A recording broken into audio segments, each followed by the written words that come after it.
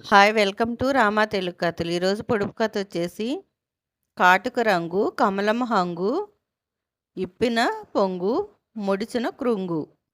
దీనికి ఆన్సర్ కథ చివరిలో చెప్తా. ఈరోజు కథ పేరు వరంతో కలవరం. ఒక అడవిలోని పొదలో తెల్లని కుందేలు తల్లితో కలిసి జీవిస్తుండేది. తల్లికి తానే పండ్లు దుంపలు తెచ్చి ప్రేమగా తినిపించేది. నాయనా, క్రూర మృగాల వల్ల నీకు ఎప్పుడు ఏ ఆపద వస్తుందో అని నాకు భయమేస్తుంది అని తల్లి బాధపడుతుండేది. ఎలాగైనా సరే తన తల్లి దిగులు పోగొట్టాలని ఆ బుజ్జి కుందేలు అనుకుంది. శివరాత్రి రోజు ఉపవాసం చేసి శివుణ్ణి ప్రార్థించింది. శివుడు ప్రత్యక్షమై వరం కోరుకోమన్నాడు. స్వామి, మా అమ్మ సంతోషించేలా నన్ను అడవికి రాజు చేయమని కోరింది. శివుడు నవ్వుతూ తదాస్తు అన్నాడు. మరుక్షణం తన రూపం మారిపోయేసరికి పిల్ల కుందేలు పక్కనే ఉన్న చెరువులో తన ప్రతిబింబాన్ని చూసుకుంది.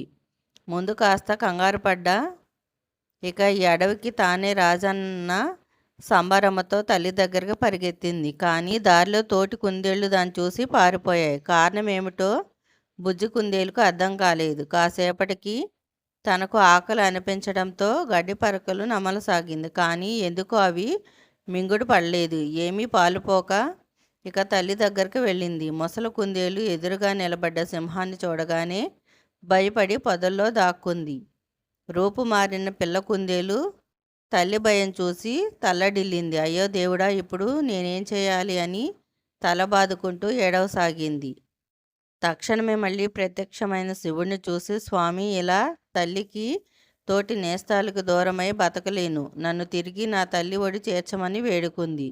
దాని దుస్థితికి జాలిపడ్డ శివుడు పూర్వం రూపాన్ని ప్రసాదించి, నేటి నుంచి అల్పప్రాణినన్న ఆత్మనూనతను వదిలేయి. నీ అందమైన రూపాన్ని దేవుడిచ్చిన వరంగా భావించు.